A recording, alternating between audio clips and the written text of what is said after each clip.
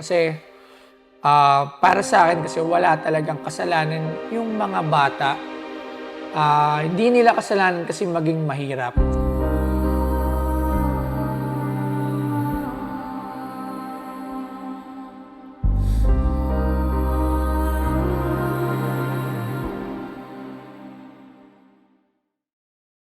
So, yun, ating pang 11 years sa Toys for Ako. So, tara na, samahan nyo kami ngayon pang 11 taon na mamimigyan ng laruan kasama ang mga geng-geng. So, let's go!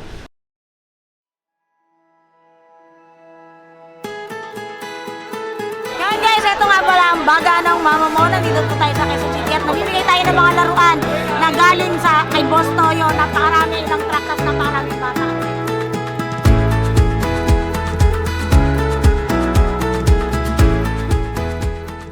So guys, kasalukuyan nandito tayo ngayon sa Barangay Pag-asa at para makapaghatid ng mga regalo na taon-taon na ginagawa ni Papa Toyo o mas kilalang Boss Toyo. So ayun, halos libu-libong mga laruan na ipapamigay dito sa mga bata.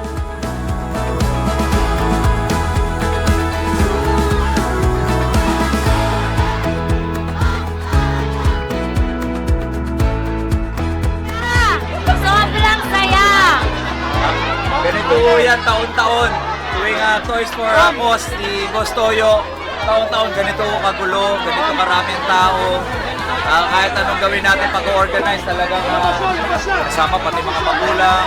Namimili sila ng mga regalo, gusto ng bike, skateboard. Pero basta kami, importante lahat sila makawing may regalo. Basta sila, nabigyan natin ng konting saya, ngiti ngayong Pasko. Kasama si Boss Toyo, pati lahat ng mga influencers na nandito. Okay na sa amin yun.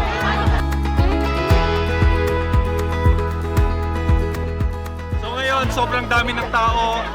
Nagtutulakan sila pero lahat naman excited. Sobrang saya sa feeling na marami tayong natutulungan tsaka napapasaya. So suporta tayo, Boss Toyo, tuloy mo yan. Sa lahat ng influencers, vloggers, kaya natin yan. Yes. Stay motivated! Okay. Ayan o.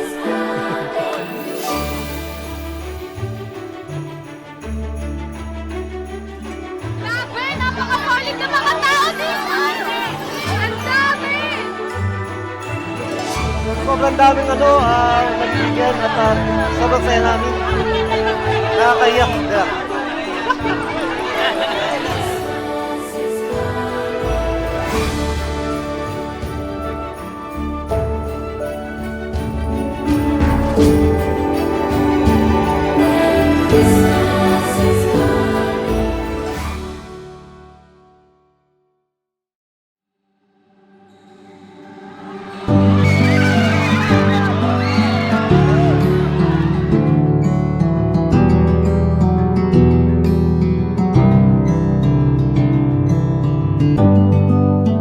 Ngayon guys, ito pang 11th year ng Toys for Ako. Sobrang saya kasi mas marami kami natulungan. 2 lugar, sa QC at saka sa Pasay.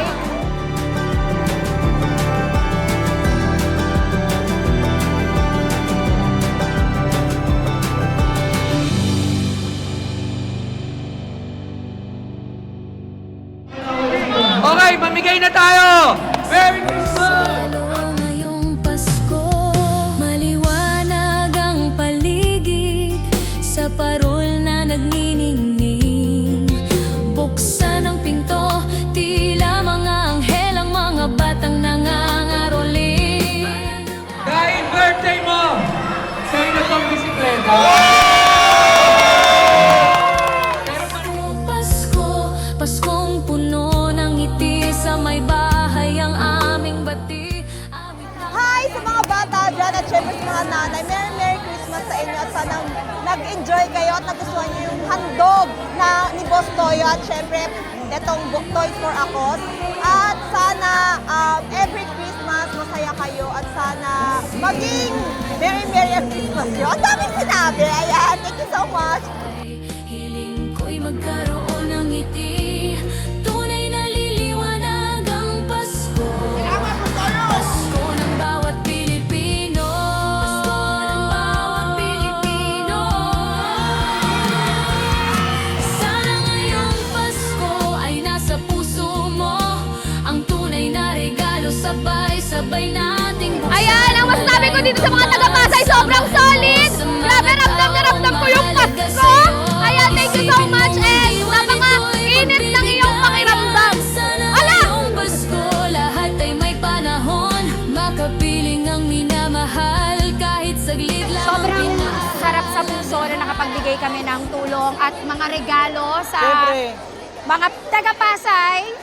Siyempre, hindi natin magagawa yan pag wala si Boss Toyo, no? Kaya Yes! kailangan taon-taon natin susuportahan si Boss Toyo sa ginagawa niya. Rocketman! Ito na!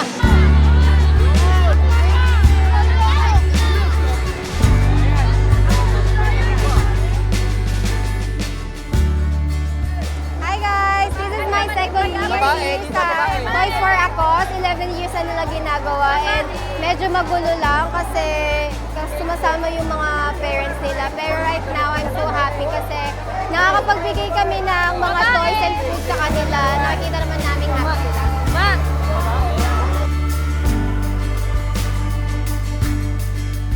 Ayun, masasabi ko napakaganda ng misyon ni Boss Toyo at 11 years na itong ginagawa. At masaya ako dahil nakadalo ko ngayon.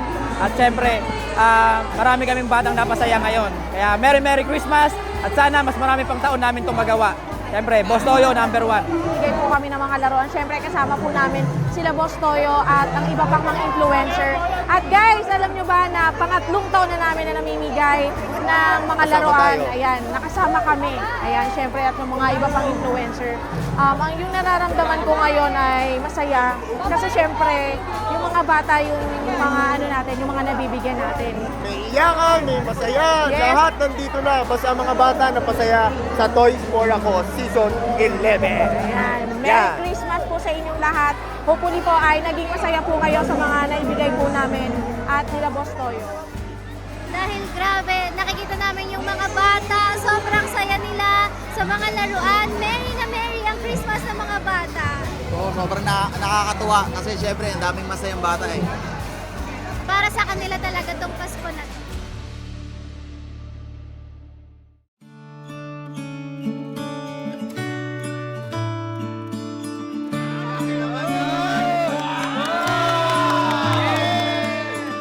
Nakita mo talaga kasi yung mga bata hindi nila afford yung mga laruan. So talagang medyo nakakatuwa talaga. Sobrang nakakatuwa kasi nakikita ko nakangiti sila.